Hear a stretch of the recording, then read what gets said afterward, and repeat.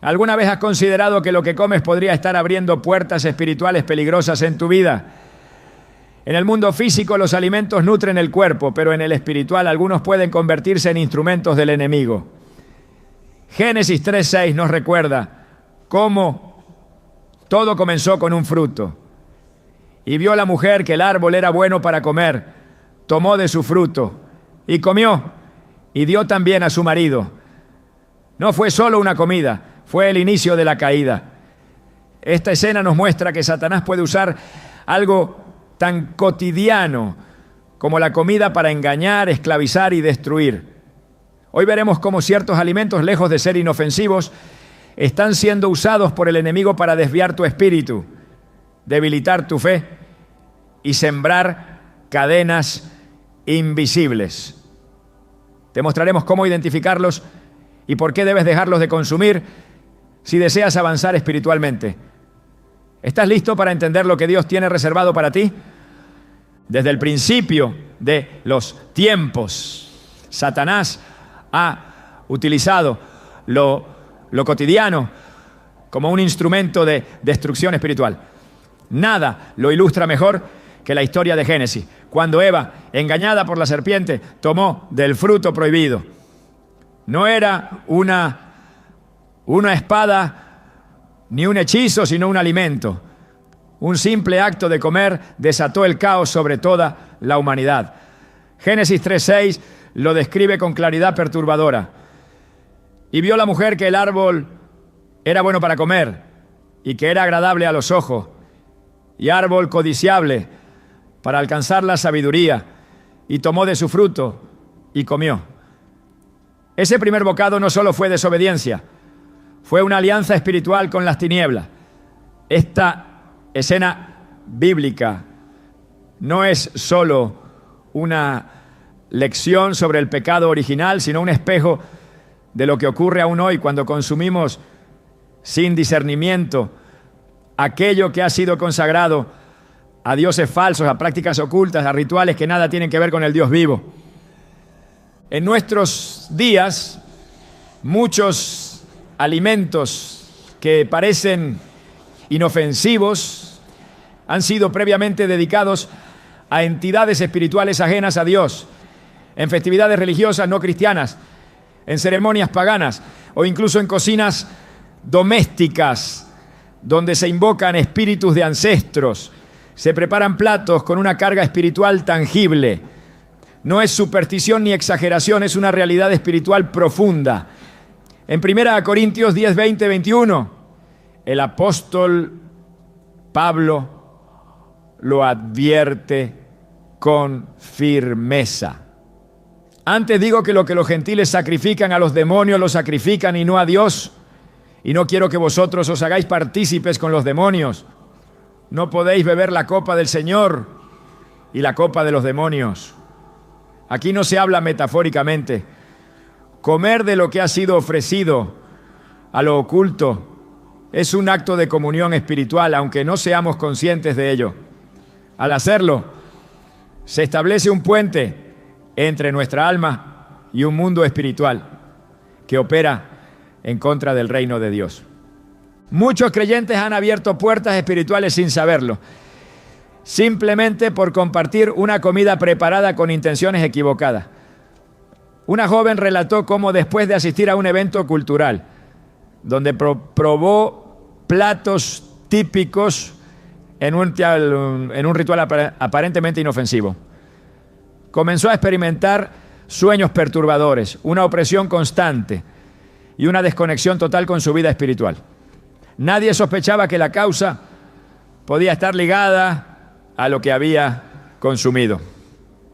Solo después de recibir consejería espiritual y ser guiada en oración, comprendió que en aquel lugar se habían hecho ofrendas a entidades espirituales y que su participación, aunque inconsciente, fue suficiente para abrir una grieta. Este tipo de ataques no siempre se manifiestan con dramatismo. A menudo se presentan como confusión mental, falta de energía espiritual, interrupciones constantes en la oración o una apatía inexplicable hacia las cosas de Dios. Muchos cristianos viven así sin saber que lo que comen puede estar afectando directamente su conexión con el cielo. En Deuteronomio 32:17 se menciona una advertencia parecida. Sacrificaron a los demonios y no a Dios, a dioses que no habían conocido, a nuevos dioses venidos de cerca que no habían temido vuestros padres. El pueblo de Israel fue instruido repetidamente para no participar en las comidas rituales de las naciones vecinas, no por desprecio cultural, sino por protección espiritual. Jesús mismo mostró en varias ocasiones que lo espiritual trasciende lo físico. No se trata solo de lo que entra por la boca, sino del contexto espiritual que lo rodea. Aunque en Marcos 7:15 él aclara que lo que contamina al hombre no es lo que entra, sino lo que sale del corazón. Este principio no contradice el peligro de la participación en ritos ajenos al Espíritu Santo. Porque aquí no hablamos de alimento natural, sino de alimento cargado espiritualmente, que ha sido intencionadamente dedicado a otro Señor que no es el Señor de los ejércitos. La diferencia es crítica. Una cosa es comer pan con gratitud en casa y otra muy distinta es consumir ese mismo pan que ha sido ofrecido en un altar de idolatría. El Antiguo Testamento está lleno de referencias a alimentos ofrecidos a ídolos. El becerro de oro no era solo una figura, era un objeto de sacrificio al cual se le ofrecían comidas y bebidas como parte del culto pagano.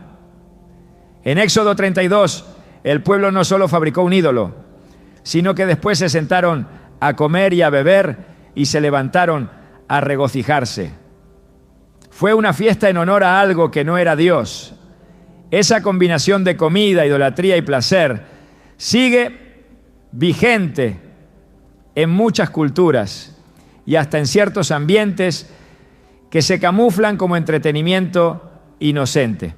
Hoy en día, en mercados, restaurantes, en ferias culturales o incluso en ciertos hogares, se pueden encontrar alimentos que han sido preparados siguiendo costumbres de adoración a deidades extrañas. El problema no es la comida en sí, sino la intención espiritual que la rodea. Cuando se bendice una comida en nombre de un espíritu ajeno a Cristo, esa bendición se convierte en una maldición disimulada. En 1 Timoteo 4:4-5 se nos recuerda que todo lo que Dios creó es bueno, pero también añade un requisito vital: y nada es de desecharse si se toma con acción de gracias, porque por la palabra de Dios y por la oración es santificado. Es decir, el acto de consagrar lo que comemos no es opcional, es una protección espiritual. Una madre testificó que su hijo pequeño comenzó a tener ataques nocturnos de ansiedad luego de que una vecina, con la mejor intención, le regalara un postre típico de su país. Lo que la madre no sabía es que ese dulce formaba parte de una celebración ancestral ligada al culto de espíritus familiares. Solo después de interceder en oración, ayunar y buscar discernimiento, comprendió que debía romper con toda participación en esa tradición. A partir de ese momento, la atmósfera en su hogar cambió y su hijo recuperó la paz. Dios no nos llama a vivir con miedo, pero sí con discernimiento. Proverbios 2:3-5 dice: si clamares a la inteligencia y a la prudencia dieres tu voz, si como a la plata la buscares y la escudriñares como a tesoros, entonces entenderás el temor de Jehová y hallarás el conocimiento de Dios. Este conocimiento incluye reconocer qué puertas están siendo abiertas a través de lo que consumimos. Comer con discernimiento no es legalismo, es sabiduría espiritual. Por eso es vital consagrar cada comida al Señor, no por costumbre, sino como un acto de autoridad espiritual.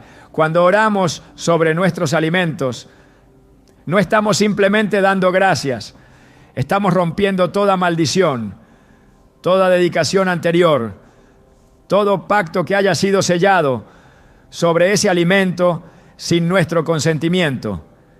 Estamos declarando que solo servimos a un Dios y que nuestro cuerpo es templo del Espíritu Santo, no un recipiente para prácticas contaminadas.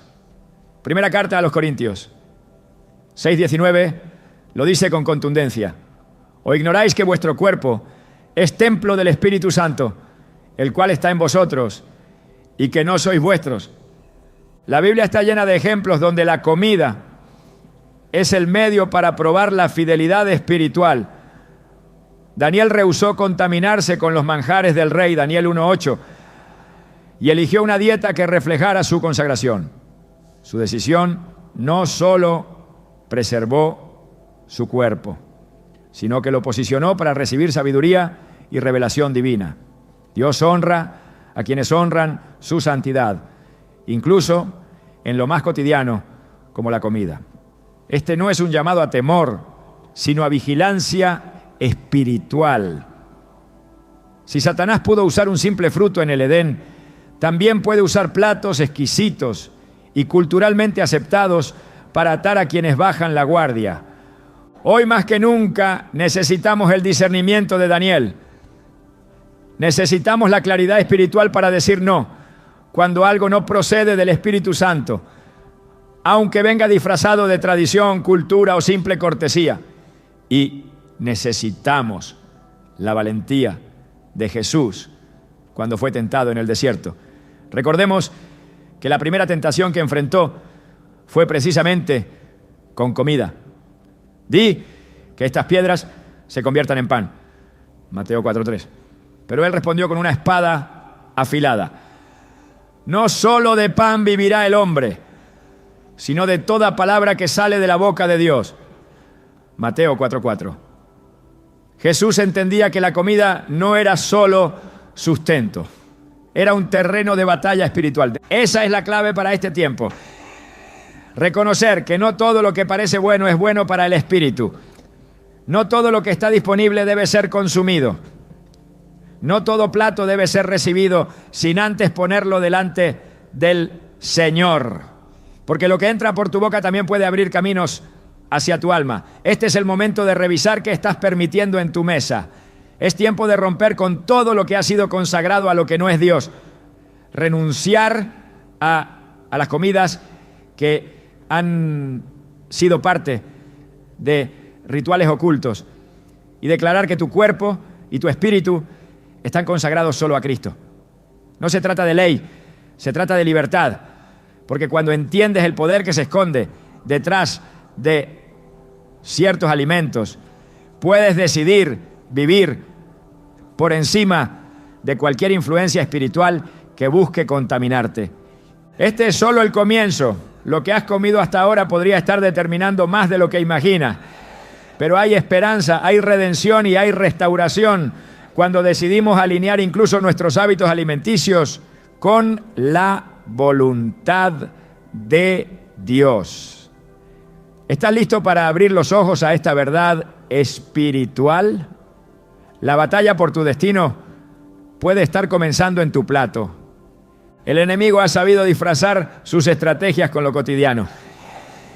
Y uno de los ataques más sutiles pero devastadores es aquel que se oculta tras el placer de comer. En un mundo donde el deseo reina como valor central, muchos no han percibido que ciertos alimentos han sido manipulados no solo para satisfacer el cuerpo, sino para alterar la mente y despertar pasiones que conducen a la perdición. La lujuria, presentada en la Biblia como una fuerza destructiva que distorsiona el propósito divino del cuerpo, encuentra un aliado inesperado en la mesa. La conexión entre lo que se ingiere y el dominio propio es más espiritual de lo que muchos imaginan. En Romanos 13:14 se nos exhorta: no proveáis para los deseos de la carne. Esta advertencia es clara y directa. El alimento no solo nutre, también puede proveer combustible a pasiones desordenadas cuando está diseñado con esa intención. Y ahora, desde los tiempos antiguos, la sensualidad ha estado vinculada a rituales de comida. Las culturas paganas usaban banquetes cargados de ingredientes afrodisíacos para acompañar celebraciones que desataban el desenfreno. En esas mesas, los alimentos no eran neutrales. Tenían un propósito espiritual: debilitar la resistencia moral y propiciar la entrega a pasiones carnales. Esta práctica, aunque hoy se presenta con un rostro moderno, sigue activa. En la actualidad, la industria alimentaria manipula fórmulas y compuestos para intensificar sensaciones y activar centros de placer en el cerebro. No se trata solo de sabor, sino de una programación sensorial que estimula las áreas que gobiernan el deseo.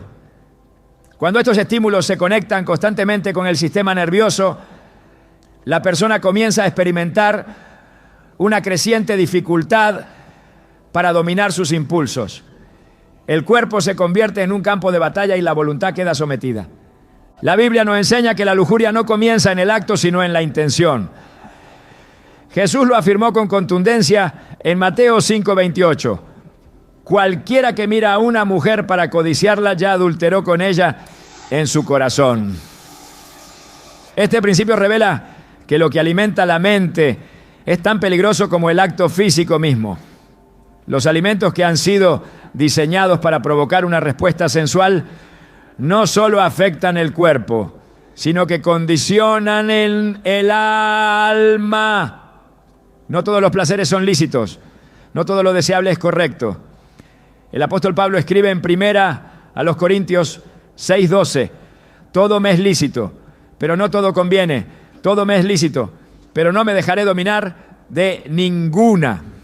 Cuando el placer de comer comienza a gobernar las emociones y despierta deseos que desvían del propósito de santidad, se ha cruzado una frontera espiritual. El dominio propio es uno de los frutos del Espíritu según Gálatas 5:22-23. Es el escudo que protege al creyente del colapso moral. Pero este fruto puede marchitarse si constantemente se siembra en el alma aquello que lo desafía.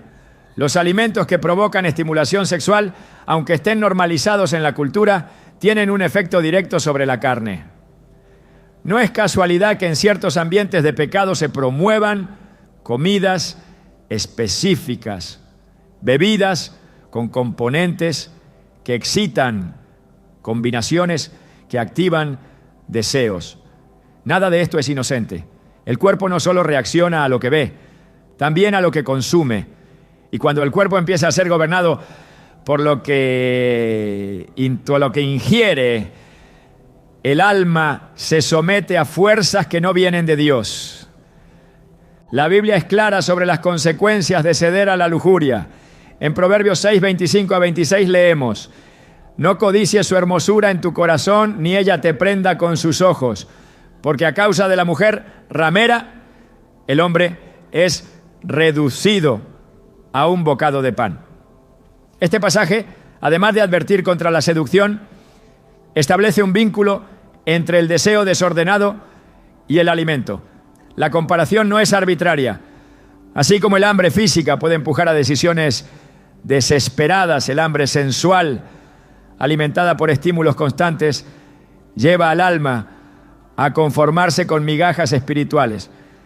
El enemigo utiliza la sensualidad disfrazada de gastronomía para reducir al creyente, para debilitar su discernimiento y para convertir su cuerpo en instrumento de esclavitud. La estrategia es progresiva. Primero se despierta el deseo, luego se normaliza la indulgencia y finalmente se apaga la sensibilidad espiritual. El mismo espíritu que impulsó a los hijos de Israel a pecar con las hijas de Moab, Números 25, se manifiesta hoy cuando lo que entra por la boca conduce al pecado por los ojos y el corazón. La Escritura no es ambigua al respecto. En Efesios 5:3 se nos exhorta: pero fornicación y toda inmundicia o avaricia ni aun se nombre entre vosotros como conviene a santos. Aquí se incluye la avaricia como parte del mismo patrón. Y no es casual, porque la lujuria, como la glotonería, nace de un apetito no controlado. Lo que estimula a uno fácilmente alimenta al otro. Una dieta que constantemente impulsa al deseo desordenado no es neutral, es una puerta abierta. Un pacto sin palabras. Satanás sabe que si logra alimentar el cuerpo con lo que enciende la carne, apagará el fuego del espíritu. El apóstol Pedro lo advierte en 1 Pedro 2:11. Amados, os ruego como a extranjeros y peregrinos que os abstengáis de los deseos carnales que batallan contra el alma. Esta batalla no ocurre en el vacío. Cada bocado cargado de sensualidad, cada bebida que estimula lo carnal es un ataque disfrazado, un ataque que busca erosionar lentamente la santidad. En este contexto, el creyente no debe preguntarse simplemente si algo es sabroso o aceptado culturalmente, sino si está alineado con el llamado a la pureza. Romanos 12, 1-2 lo resume con claridad. Presentad vuestros cuerpos en sacrificio vivo, santo, agradable a Dios, que es vuestro culto racional. No os conforméis a este siglo, sino transformaos por medio de la renovación de vuestro entendimiento. Presentar el cuerpo incluye revisar qué lo alimenta. Ser transformado implica renovar también el criterio con el que se elige la comida. Porque no todo lo que el mundo aplaude edifica al alma. Y lo que el mundo celebra como sensualidad, la palabra lo denuncia como corrupción. El altar del cuerpo no puede ser compartido con el altar de la carne. No puede haber comunión entre la santidad y la excitación programada. Lo que Dios diseñó como bendición, la comida, ha sido convertido por el enemigo en herramienta de seducción. Pero hay un llamado a despertar, un llamado a discernir no solo lo que es moralmente evidente, sino también lo que se infiltra sutilmente. En 2 Timoteo 2:22 se nos dice: huye también de las pasiones juveniles y sigue la justicia, la fe, el amor y la paz. Este mandato no distingue entre deseos provocados externamente o cultivados internamente. Huye, aléjate, corta con lo que alimenta lo que después querrás resistir. La santidad no se construye solo con oración, sino también con vigilancia diaria. Vigilancia sobre lo que se mira, se escucha y se consume. El enemigo no ataca solo en los grandes momentos, sino en los pequeños hábitos. Y cuando logra que un corazón se acostumbre a lo sensual, ya no necesita forzar una caída, solo espera a que el terreno esté listo. Por eso Jesús nos llama a velar y orar, no solo a orar. En Mateo 26:41 dice: velad y orad para que no entréis en tentación. El espíritu a la verdad está dispuesto, pero la carne es débil. Esta debilidad no es una excusa, es una alerta, una advertencia de que cada puerta abierta, incluso desde lo que comemos, puede ser una trampa mortal si no se cierra a tiempo. Dios no llama al creyente a una vida de represión, sino a una vida de propósito. Cuando se comprende que el cuerpo es instrumento para cumplir un llamado eterno, se vuelve evidente que no puede ser gobernado por impulsos pasajeros. Filipenses 3:19 describen con dolor a aquellos que han caído en esa trampa, el fin de los cuales será perdición, cuyo Dios es el vientre y cuya gloria es su vergüenza, que solo piensan en lo terrenal. Cuando la comida se convierte en un medio para activar deseos impuros, se transforma en idolatría. Y donde hay idolatría, el Espíritu de Dios se entristece. Es momento de redefinir lo que se considera aceptable. No bajo estándares humanos, sino bajo la luz de la palabra. La santidad no se negocia, se protege. Y cada elección, incluso la más cotidiana, puede ser un acto de consagración o una rendición al enemigo. En 2 Corintios 7:1 se nos recuerda: así que, amados, puesto que tenemos tales promesas, limpiémonos de toda contaminación de carne y de espíritu, perfeccionando la santidad en el temor de Dios. Esa limpieza incluye lo que alimenta tanto al cuerpo como al alma. Y si hay algo que despierta la lujuria, no debe tener lugar en la vida de quien ha sido llamado a ser templo del Espíritu. La decisión es clara: o se alimenta el fuego de la carne o se cultiva el fuego del Espíritu. No hay terreno neutral. Lo que entra por la boca tiene poder. Puede ser herramienta de vida o de destrucción. Y cuando se elige lo que aviva el deseo carnal, se está cediendo terreno al enemigo.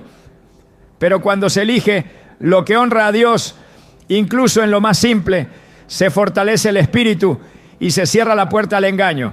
Esa es la batalla que se libra cada día. Y esa es la victoria que se alcanza con una vida alineada al propósito eterno de santidad. Hay una forma de opresión que no llega con violencia, sino con suavidad engañosa. Se presenta en sabores, en olores, en pequeñas dosis que van erosionando la claridad espiritual hasta volver insensible el alma. Las sustancias que alteran la mente y el espíritu no son simples elementos físicos, son herramientas de confusión espiritual. A lo largo de las Escrituras se nos advierte contra todo lo que entorpece el discernimiento, porque cuando el entendimiento es nublado, el enemigo encuentra terreno fértil para sembrar engaño. Isaías 5:20 pronuncia una maldición sobre los que cambian la luz por tinieblas y el bien por el mal.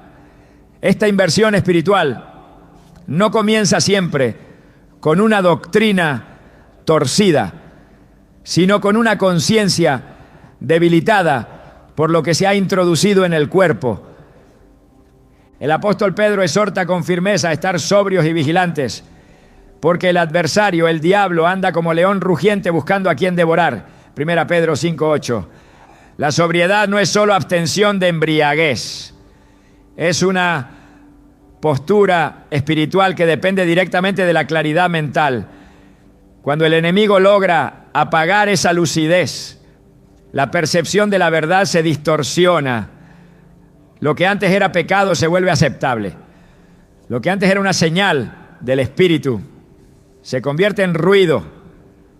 Las sustancias que alteran la conciencia actúan como un velo que se interpone entre el hombre y la revelación de Dios. Y ese velo, aunque sea invisible, tiene consecuencias reales.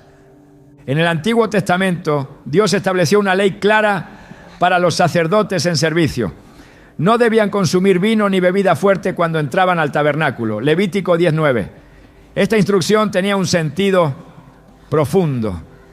No era solo una regla ceremonial, era un principio espiritual. Los que ministraban ante la presencia de Dios debían mantener sus sentidos puros, su juicio intacto, su espíritu en estado de alerta. Este mandato revela que hay una incompatibilidad entre las sustancias que embotan los sentidos y la presencia de Dios. Lo mismo aplica hoy. Quien desea vivir en comunión constante con el Espíritu no puede darse el lujo de permitir en su cuerpo nada que contamine su discernimiento. El cuerpo es templo del Espíritu Santo, como lo declara 1 Corintios 6:19. Por tanto, no es solo un contenedor biológico, sino un espacio sagrado. Todo lo que entra en él debe ser evaluado a la luz de su propósito espiritual. Cuando se introducen sustancias que alteran la mente, ya sea en bebidas, en productos industrializados, en estimulantes disfrazados de suplementos o alimentos, se está permitiendo que fuerzas ajenas al espíritu tomen control. No se trata simplemente de daño físico, sino de dominio espiritual. Y una vez que la mente es alterada, el alma queda expuesta. Satanás no necesita poseer cuerpos de manera dramática si puede controlar voluntades a través de lo que consumen. Él sabe que una mente dispersa, confusa, agotada por estímulos artificiales, no podrá resistir la tentación, ni entender la voz de Dios. Por eso, en Efesios 5:18, Pablo instruye: no os embriaguéis con vino, en lo cual hay disolución, antes bien, sed llenos del Espíritu. Este contraste no es casual. La embriaguez y la plenitud del Espíritu no pueden coexistir. O el cuerpo está bajo el dominio de una sustancia, o está bajo la influencia del Espíritu. No hay lugar para ambos. Las sustancias que actúan sobre el sistema nervioso no se limitan al alcohol. Muchos alimentos procesados contienen aditivos y compuestos químicos que afectan el cerebro. Están diseñados para alterar el estado emocional, aumentar la ansiedad, disminuir la capacidad de concentración. No es una teoría, es un mecanismo conocido. Y cuando el alma se ve expuesta repetidamente a estos estímulos, comienza a apagarse la sensibilidad espiritual. El hambre por la palabra disminuye, la oración se convierte en una rutina seca. El discernimiento se debilita. Estas no son consecuencias naturales. Son frutos de una batalla espiritual que se está perdiendo desde adentro. La historia de Nadab y Abiú, hijos de Aarón, es una advertencia severa. En Levítico 10:1-2, ofrecieron fuego extraño delante de Jehová y murieron inmediatamente. Aunque el texto no menciona explícitamente el uso de sustancias, el contexto inmediato, donde Dios prohíbe el consumo de vino a los sacerdotes, sugiere que su juicio había sido comprometido. El resultado fue fatal. Esta historia revela que cuando se pierde la sobriedad espiritual, incluso la adoración puede tornarse peligrosa. No se puede servir a Dios bajo la influencia de lo que confunde. Su presencia demanda pureza, claridad, reverencia. Cualquier alteración del estado mental es un riesgo que puede terminar en destrucción. El llamado a la sobriedad es urgente, porque vivimos en tiempos donde la distracción es exaltada. La mente saturada por imágenes y sonidos, sabores artificiales y químicos, pierde la capacidad de discernir la voz de Dios. En 2 Corintios 10:5 se nos instruye a llevar cautivo todo pensamiento a la obediencia a Cristo. Pero ¿cómo someter los pensamientos cuando han sido condicionados por sustancias que escapan al control? La obediencia comienza con una mente libre. Y esa libertad se conquista también en lo que se decide consumir. La guerra no se libra solo en el altar, también en la mesa. Los alimentos no fueron creados para esclavizar. En su diseño original eran provisión, medicina, vida.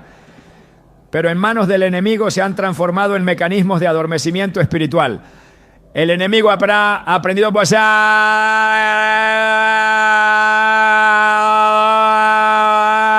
con atractivo, con estatus, con promesas de placer y rendimiento. Pero la consecuencia es siempre la misma. Una generación incapaz de escuchar a Dios porque su mente ha sido entregada a estímulos que no provienen del cielo. Pablo lo advierte en 1 Tesalonicenses 5:6. Por tanto, no durmamos como los demás, sino velemos y seamos sobrios. Dormir en este contexto no es descanso físico, es letargo espiritual. Es el estado de quienes ya no perciben el mover de Dios, porque han entregado sus sentidos a lo artificial. El Espíritu Santo guía con precisión, pero no grita. Su voz es suave, clara, directa. Para oírla se necesita una mente en reposo, no en confusión. Una mente sobria, no acelerada. Una mente que pueda distinguir entre lo que proviene de Dios y lo que nace de la carne. Cuando el entendimiento está enmarañado por lo que se ha ingerido, se vuelve vulnerable a la sugestión, al error doctrinal, al engaño emocional. Y ese es el objetivo final del enemigo. Una iglesia que ya no distingue la voz del pastor, porque su conciencia ha sido enturbiada. En Tito 2:12 se nos enseña que la gracia de Dios nos instruye a vivir sobria, justa y piadosamente en este siglo. Esta sobriedad no es un ideal inalcanzable, es un mandato y se cultiva en lo cotidiano en las decisiones diarias, en la revisión honesta de lo que se introduce al cuerpo. Cada alimento, cada bebida, cada sustancia debe pasar por el filtro del Espíritu. No por legalismo, sino por protección. Porque el alma no puede estar expuesta a la influencia de lo que embriaga si desea permanecer llena de la presencia de Dios. La presencia del Espíritu Santo es incompatible con la confusión. Y donde hay alteración de la mente, hay también distorsión de la verdad. Por eso en Romanos 8, 5 a 6, Pablo distingue entre los que viven conforme a la carne y los que viven conforme al Espíritu, y añade: porque el ocuparse de la carne es muerte, pero el ocuparse del Espíritu es vida y paz. Ocupación implica hábito, repetición, decisión. Cuando se elige una dieta que alimenta la carne, se está eligiendo la muerte espiritual. Pero cuando se escoge lo que nutre al espíritu, se encuentra la vida que Dios ha prometido. Dios no pide una perfección imposible, pero sí exige un compromiso absoluto con la santidad. Y esa santidad comienza también por lo que se permite dentro del cuerpo. Filipenses 4:8 nos orienta a pensar en lo puro, lo justo, lo amable. Este filtro también puede aplicarse a lo que se ingiere, porque todo lo que altera el orden de Dios en el cuerpo eventualmente altera el propósito de Dios en la vida. Y nadie puede cumplir una misión divina con una mente esclavizada a lo que Dios no ha bendecido. Este es el momento para evaluar con valentía, examinar sin temor, preguntar al Espíritu qué se ha permitido entrar que debe ser expulsado, qué sustancias han nublado el discernimiento, qué hábitos han sido justificados por costumbre, qué alimentos han sido tolerados en nombre del gusto, pero han producido cautividad. El arrepentimiento no es vergüenza, es restauración. Y la limpieza comienza en el altar, pero también en el corazón, que decide honrar a Dios en todo, incluyendo lo que come y bebe. Nada debe ocupar el lugar del Espíritu en la mente. Ninguna sustancia, ningún sabor, ningún estímulo, porque el Espíritu no comparte habitación con lo que intoxica. Donde Él mora debe haber orden, claridad, sobriedad. Este es el llamado. Despertar del adormecimiento, cerrar la puerta a lo que confunde, volver a escuchar con claridad la voz de Dios. Esa es la verdadera libertad.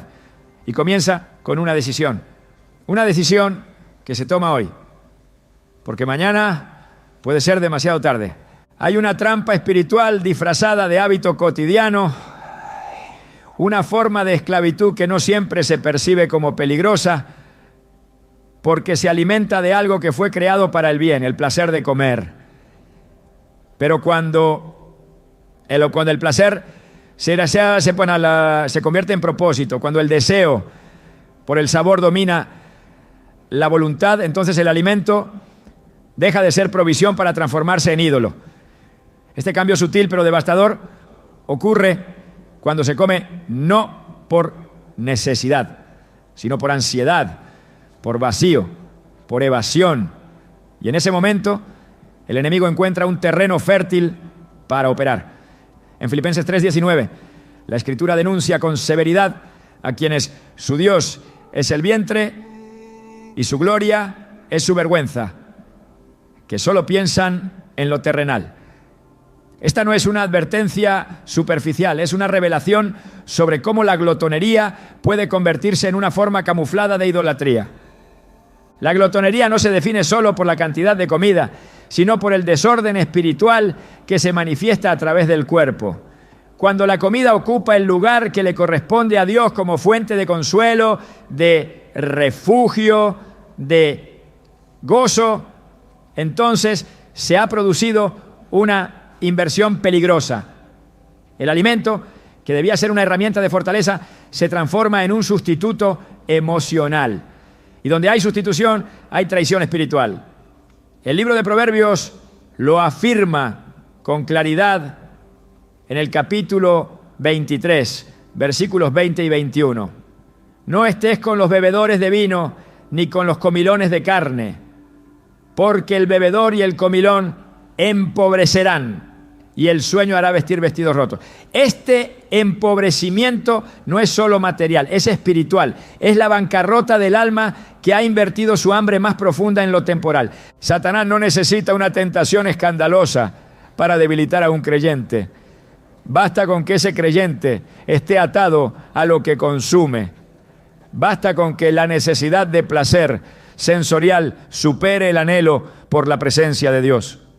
Porque una persona saciada de cosas terrenales ya no busca el pan del cielo. Jesús dijo: yo soy el pan de vida. El que a mí viene nunca tendrá hambre. Juan 6:35. Este no es un mensaje poético, es una verdad espiritual con implicaciones directas. Si se tiene hambre constante por lo material, es porque aún no se ha entrado plenamente en la comunión con el pan verdadero. La idolatría del placer se manifiesta en la repetición sin conciencia, en la búsqueda desesperada de satisfacción momentánea, en la dependencia emocional hacia ciertos alimentos que han sido culturalmente elevados a una categoría casi sagrada. Cuando el alma comienza a justificarse diciendo: lo merezco, esto me calma, sin esto no puedo estar bien, ya no se habla de alimento, se habla de culto. Y donde hay culto, hay altar. El problema no es el alimento, es el corazón que ha hecho del alimento su ofrenda y su divinidad. Dios llamó a su pueblo a ser diferente, a vivir con dominio propio, a discernir los movimientos invisibles del alma. En Gálatas 5:23, el dominio propio aparece como evidencia del Espíritu Santo. Pero este fruto no puede coexistir con la glotonería, porque la glotonería es la celebración del descontrol, es la exaltación del impulso, la negación del límite. Y donde no hay límites, el pecado encuentra acceso sin resistencia.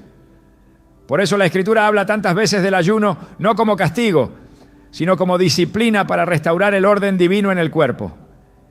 El ayuno no cambia a Dios, cambia al hombre. Rompe con la dependencia del placer físico y restablece el gobierno del espíritu sobre la carne.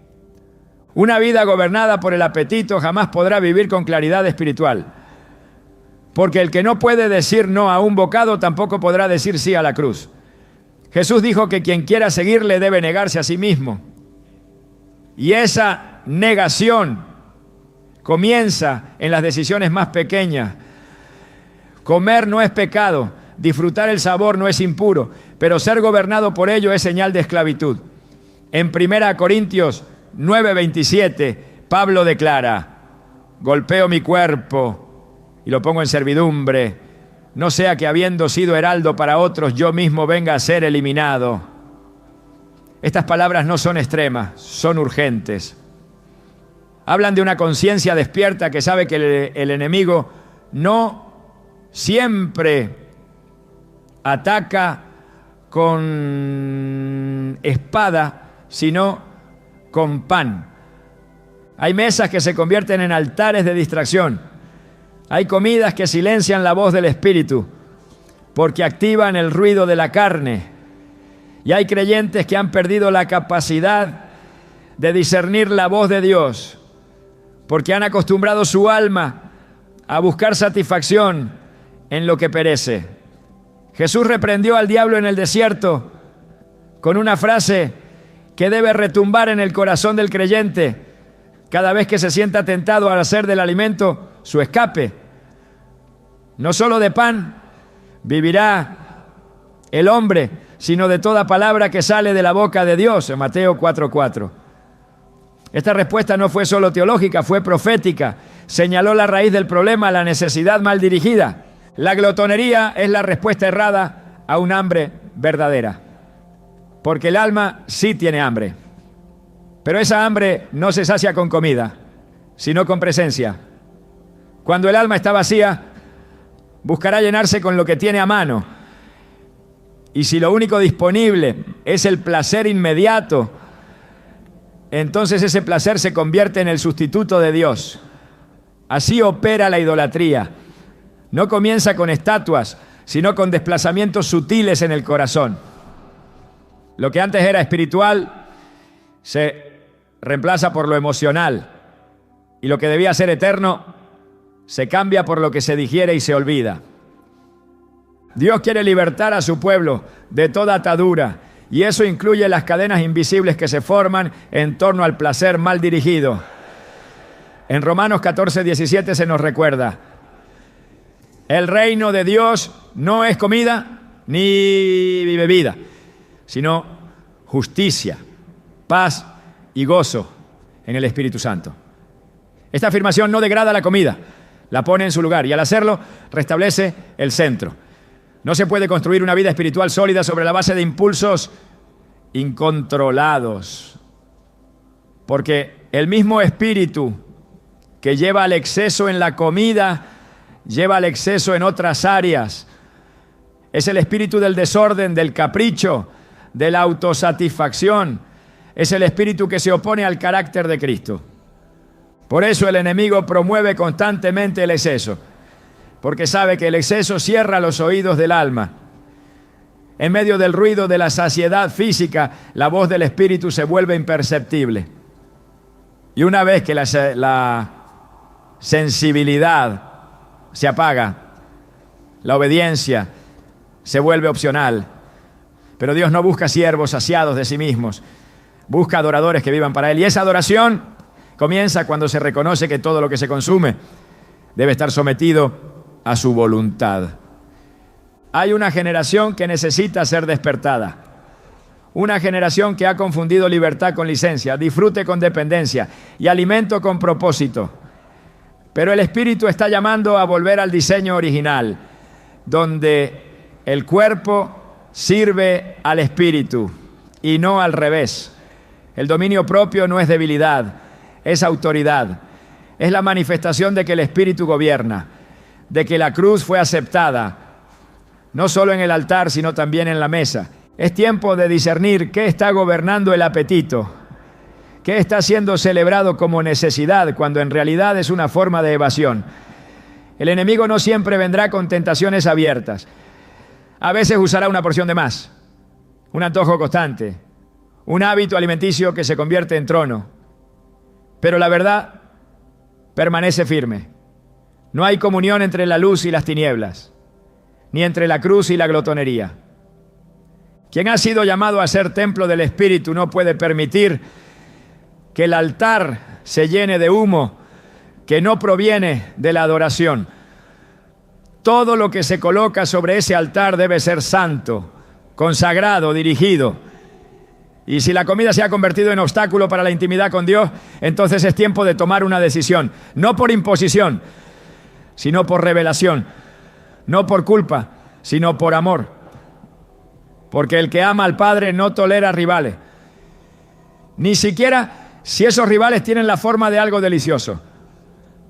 La verdadera libertad no consiste en poder comer cualquier cosa, consiste en poder decir no cuando algo ya no glorifica a Dios. Esa es la madurez espiritual y ese es el llamado para esta hora. Reconocer que hay comidas que se han vuelto altares del yo, monumentos al deseo, tronos del ego. Pero cuando el Espíritu despierta, esos altares caen y en su lugar se levanta una mesa santa, donde cada alimento es una expresión de gratitud, no de esclavitud. We were in love that never meant to stay. Some things are real, even when they fade.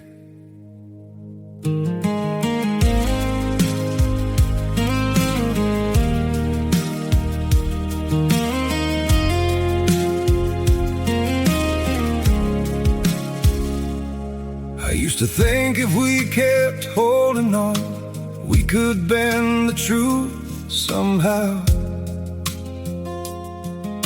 But love can't fight what's pulling us apart, and it's breaking us down now. Your hand. We were in love, but never meant to stay. Some things are real, even when they fade.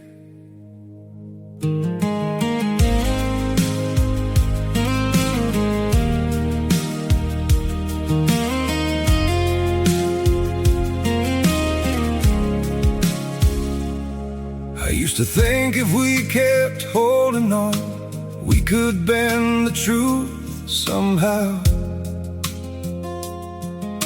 But love can't fight what's pulling us apart, and it's breaking us down now. Your hand. We were in love, but never meant to stay. Some things are real, even when they fade.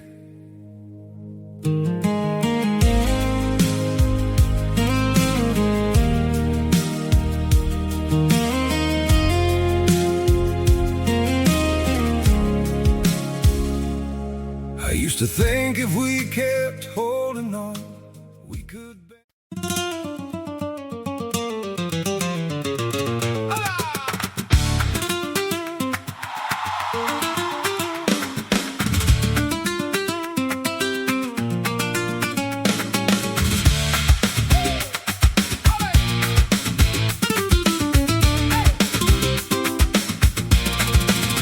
Te vi llegar con arena en la voz y un rojo de verdad en la piel y en el sol. Tu nombre cayó como vaso en el suelo y yo me quedé mirando el fuego. Si te vas, me dejas la mitad del cuerpo. Si me miras así, ya no pienso lento. Sangre y sal, sangre y sal. Bailame cerca hasta perderme más. Sangre y sal, sangre y sal. Dame tu golpe y no te vayas más. ¡Hey!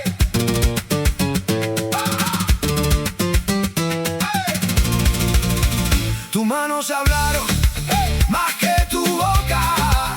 La noche en la mesa, la copa rota. Yo sé que duele cuando empieza el día, pero en tu cintura todo se olvida.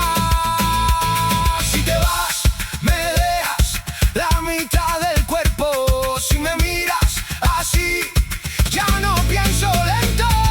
Sangre y sal, sangre y sal.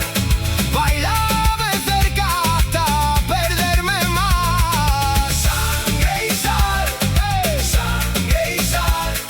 Dame tu golpe y no te vayas más.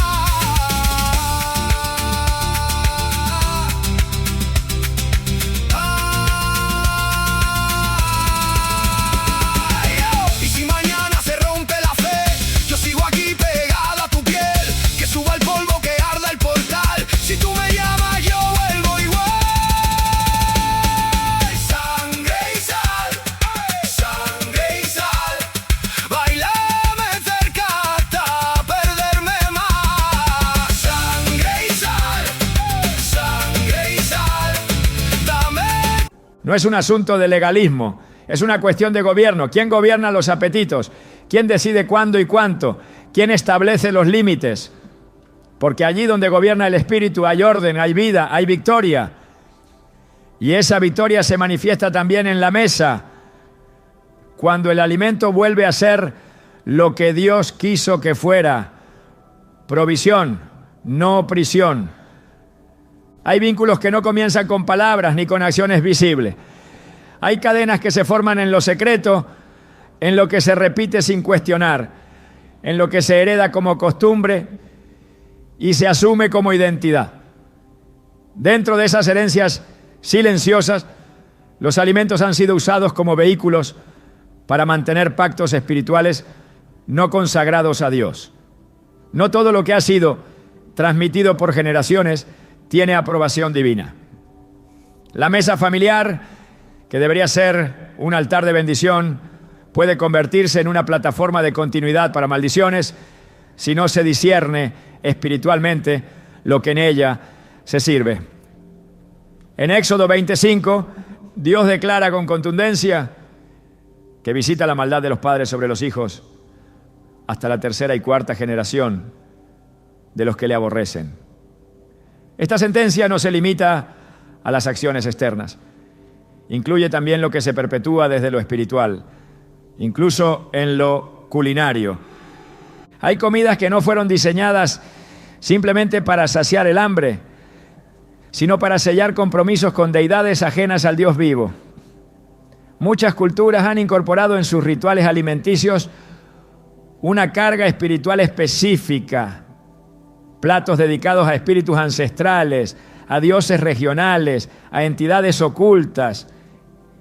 Y aunque se presenten como tradiciones inofensivas, su trasfondo revela una historia de pactos que se renuevan cada vez que esos alimentos se preparan y consumen con el mismo sentido original. No es superstición, es legalidad espiritual. El mundo espiritual se mueve por principios, y cuando algo es hecho repetidamente en honor a una potestad, ese acto se convierte en una ofrenda. En primera a los Corintios 10:20, Pablo advierte que lo que los gentiles sacrifican lo hacen a los demonios y no a Dios. El creyente no puede participar de la mesa del Señor y de la mesa de los demonios. Esa mezcla lo expone. El problema no es la comida en sí misma, sino el contexto espiritual al que ha sido ligada. Hay recetas que no solo vienen acompañadas de ingredientes, ¿no?, sino también de intenciones, de palabras, de invocaciones.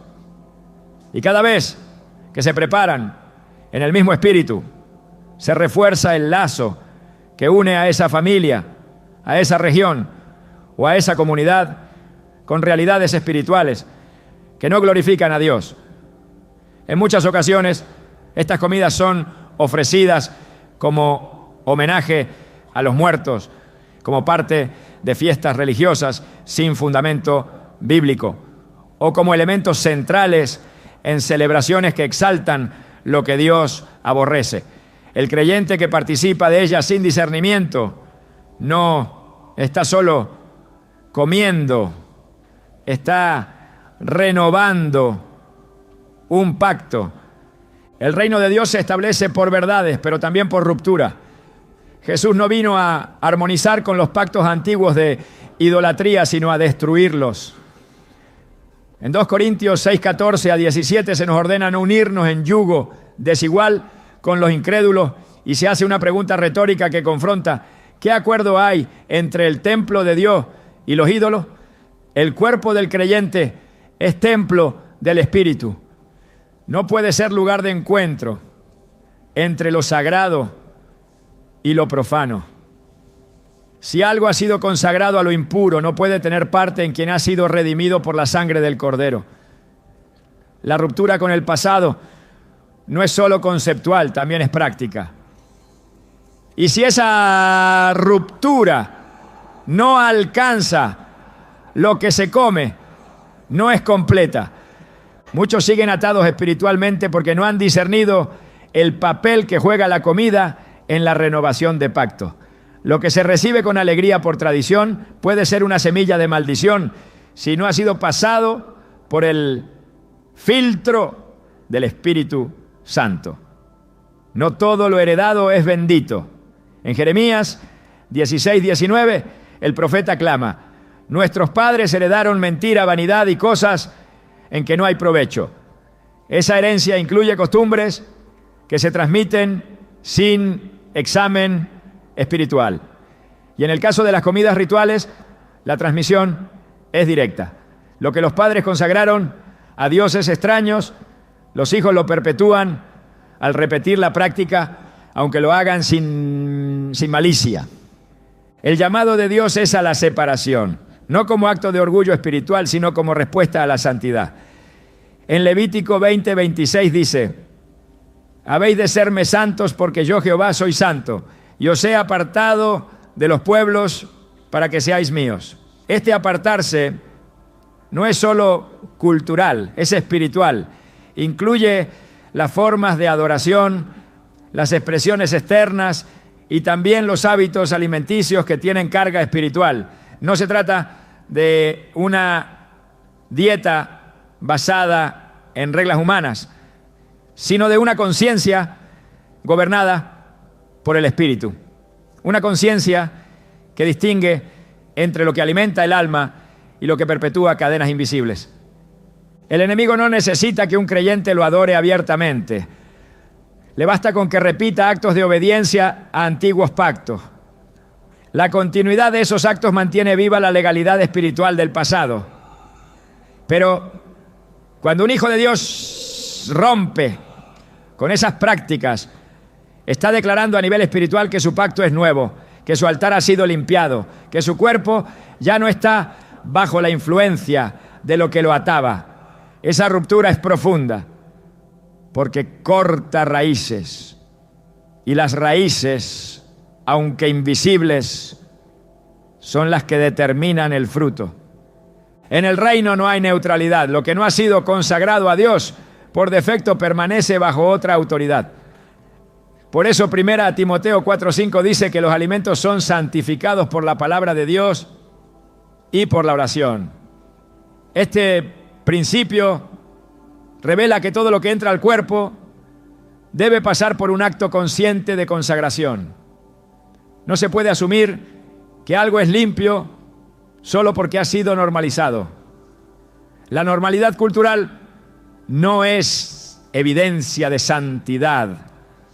Solo lo que ha sido cubierto por la palabra y por una vida de oración puede ser recibido con libertad espiritual.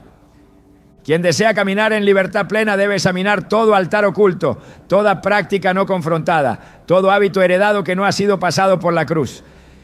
Y dentro de ese examen lo que se come es parte vital. No porque el alimento tenga poder en sí mismo, sino porque es símbolo de pacto, de continuidad, de honra. Si se honra lo que no proviene de Dios, se le está dando espacio espiritual.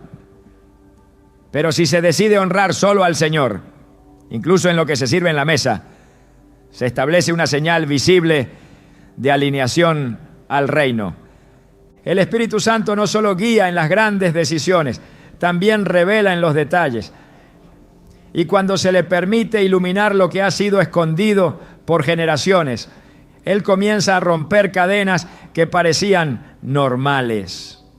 Hay comidas que han sido usadas como sellos invisibles de esclavitud espiritual. Pero cuando el creyente dice basta, cuando decide no continuar con lo que ha sido consagrado al error, cuando alinea su vida con la verdad, entonces el ciclo se rompe. La maldición se interrumpe, la libertad se activa. En ese momento el alimento deja de ser una herramienta del enemigo y vuelve a ser lo que Dios quiso desde el principio. Provisión sin atadura, bendición sin contaminación, comunión sin idolatría.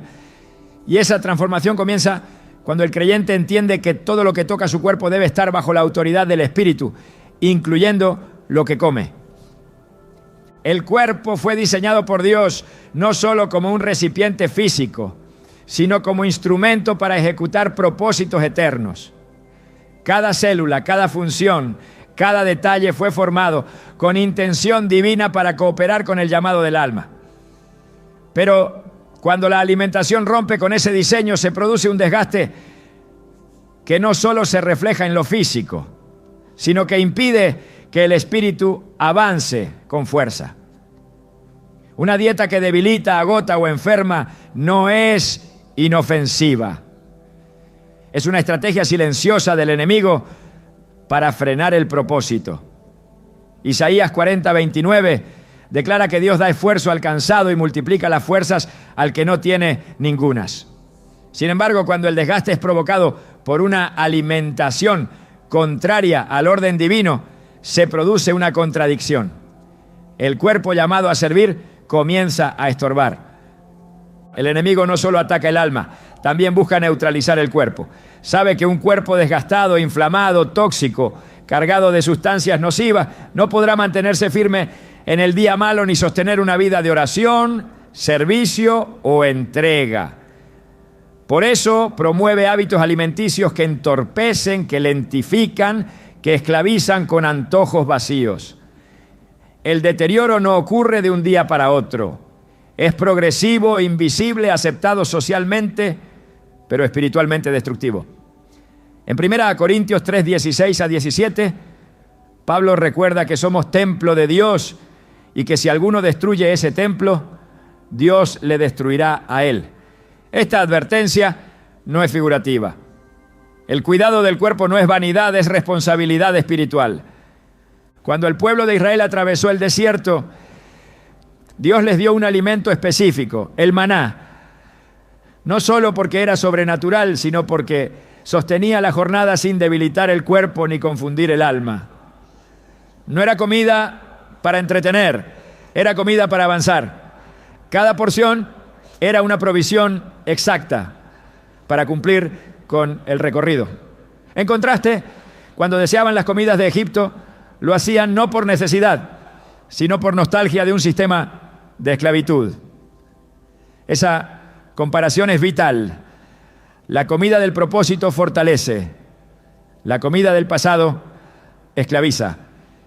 En Proverbios 25, 16, la Escritura enseña que si hallas miel, comas lo que te basta, no sea que hastiado de ella la vomite. Esta instrucción revela que incluso lo bueno puede volverse destructivo cuando se ignora el límite. La nutrición espiritual también requiere moderación y sabiduría en lo físico. Comer sin propósito es desperdiciar energía que fue dada para cumplir una misión. Y cada alimento que intoxica, que drena, que adormece, está obstaculizando una carrera que fue trazada con precisión por Dios. Hay llamados que exigen resistencia. Hay misiones que requieren cuerpos disponibles, despiertos, ágiles, pero muchos no pueden sostener el ritmo del propósito porque sus cuerpos están sobrecargados con lo que no nutre. Se alimentan del exceso, no de lo necesario. Viven para el sabor, no para la función. Y en ese desorden el enemigo se infiltra. La lentitud espiritual muchas veces es precedida por la pesadez física.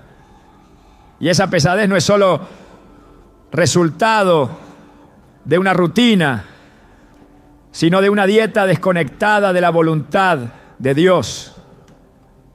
En Hebreos 12:1 se nos exhorta a correr con paciencia la carrera que tenemos por delante, despojándonos de todo peso. Ese peso no es solo espiritual, también es físico. Es el resultado de una alimentación que no coopera con el diseño divino. Dios no nos llama solo a tener un espíritu fuerte, sino un cuerpo disponible. No para orgullo, sino para servicio. No para imagen, sino para misión. El cuerpo que no se alinea al llamado se convierte en carga, pero el cuerpo que se sujeta al espíritu se vuelve instrumento. Esa es la diferencia. Y esa diferencia comienza con lo que se pone en el plato. Todo lo que entra por la boca tiene un impacto mayor del que el mundo está dispuesto a admitir. Pero no es solo un tema de salud, ni de disciplina, ni siquiera de cultura. Es una cuestión de altar. Cada decisión alimenticia refleja dónde está el trono del corazón. Porque cuando un creyente comienza a filtrar lo que consume con discernimiento espiritual, no solo transforma su cuerpo, transforma su atmósfera. El enemigo no tiembla ante cuerpos fuertes, sino ante vidas rendidas. Y esa rendición se manifiesta en los pequeños actos, en el plato que se escoge, en el deseo que se somete, en la voluntad que se alinea al espíritu. Muchos buscan liberación sin entender que hay hábitos que refuerzan su esclavitud. Pero el que ha sido llamado por Dios a caminar en santidad no puede alimentar su vida con lo que corrompe. La verdadera guerra espiritual no solo se libra en la oración, también se gana en la obediencia silenciosa de cada día. Y cuando se decide consagrar el cuerpo, el alimento deja de ser un simple acto biológico y se convierte en parte del culto. En Romanos 12:1, Pablo dice que presentemos nuestros cuerpos como sacrificio vivo, santo, agradable a Dios. Esa presentación comienza con lo que permitimos entrar. Dios está levantando una generación que no solo canta himnos, sino que vive en santidad práctica.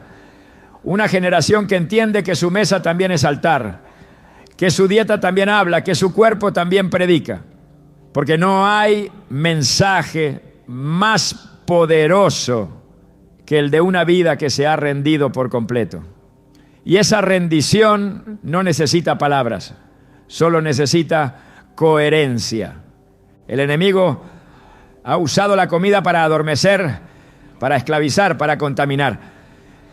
Pero el Espíritu está llamando a despertar, a levantar mesas limpias, a romper con pactos silenciosos, a consagrar cada aspecto de la vida, incluso aquello que parece insignificante, porque en lo pequeño se revela la fidelidad.